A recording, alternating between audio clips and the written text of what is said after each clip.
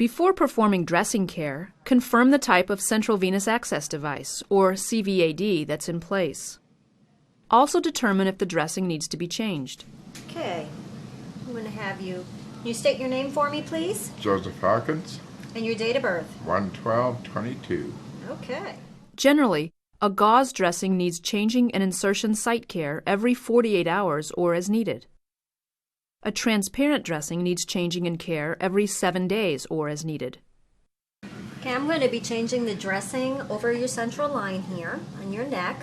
What I'm going to have you do, I'm going to raise the bed, and I'm going to raise the head of the bed just a tad. Now position the patient comfortably with his head slightly elevated and explain the procedure, instructing him not to move during your care. Okay, I'm going to move the pillow just a tad to keep the site clean, and I'm going to have you turn your head this way. I'm going to have you not move during the procedure if you could. Okay? Okay.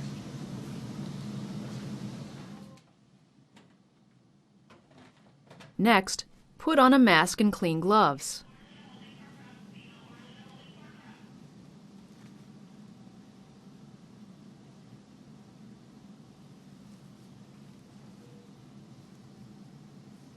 If needed, put a mask on the patient too.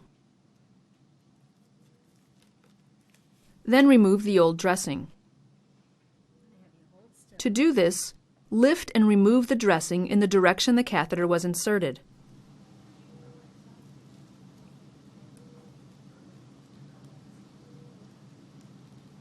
Work slowly, taking care not to disrupt the integrity of the catheter.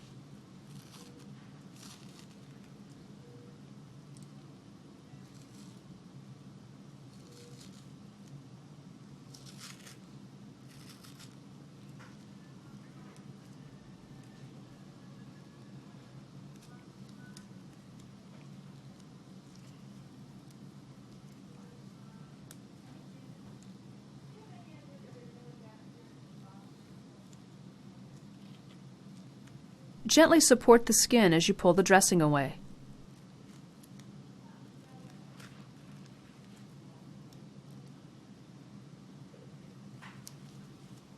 Discard the soiled dressing in a biohazard container. Remove and dispose of your soiled gloves and perform hand hygiene.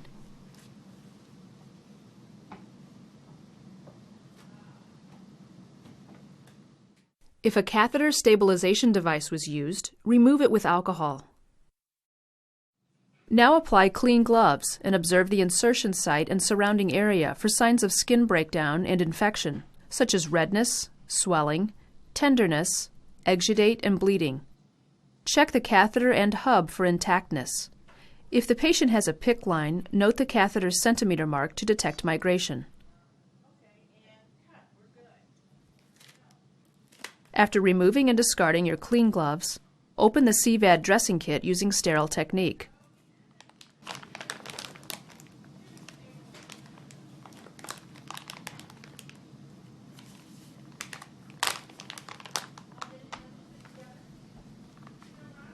Set aside items you will not be using.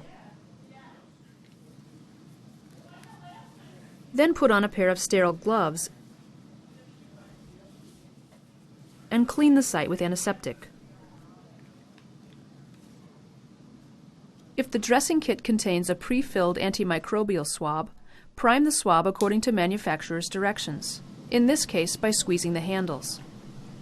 Okay, I'm going to clean the site now. Might feel a little burning. The swabbing pattern you use will depend on which antimicrobial solution you are using. Follow facility policy. Be sure to allow any antiseptic solution to air dry completely. If using a chlorhexidine solution to clean the catheter insertion site, swab in a back and forth pattern.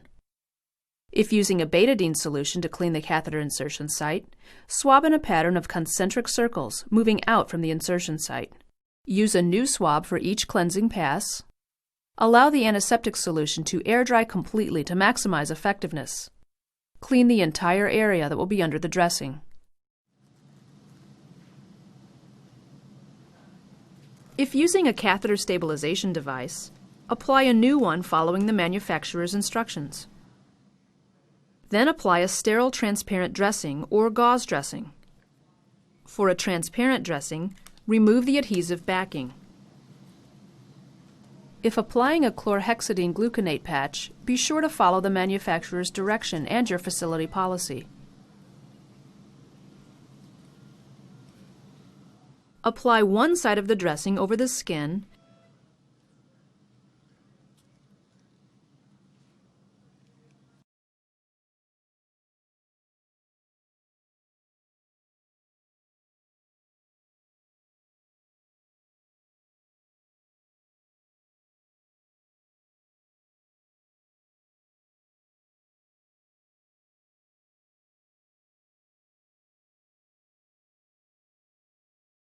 and then gently smooth the rest of it over the insertion site, leaving the end of the catheter hub uncovered for access.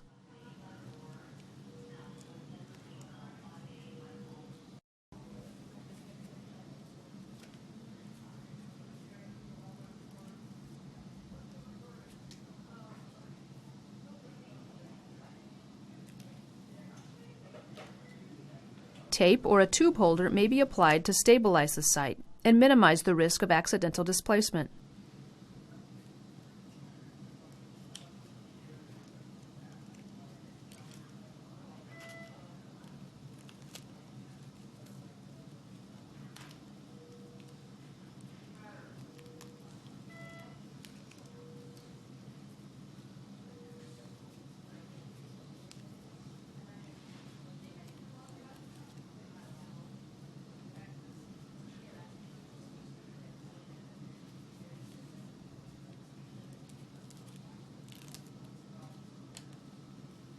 Attach a hub guard over the dressing to secure the lines. Make sure all hubs are securely fastened. Discard of all used supplies.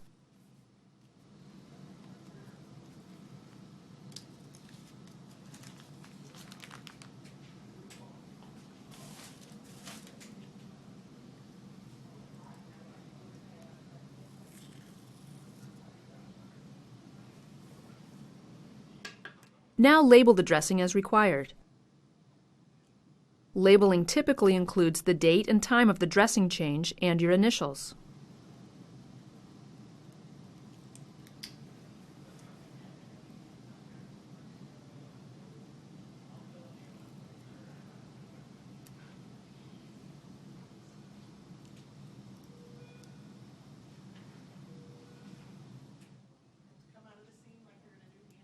Perform hand hygiene. Hey, Mr. Hawkins, I'm going to take As part of your follow-up care, routinely monitor the patient's vital signs, staying alert for signs of infection. head this way. There we go. Excellent. No fever. Good.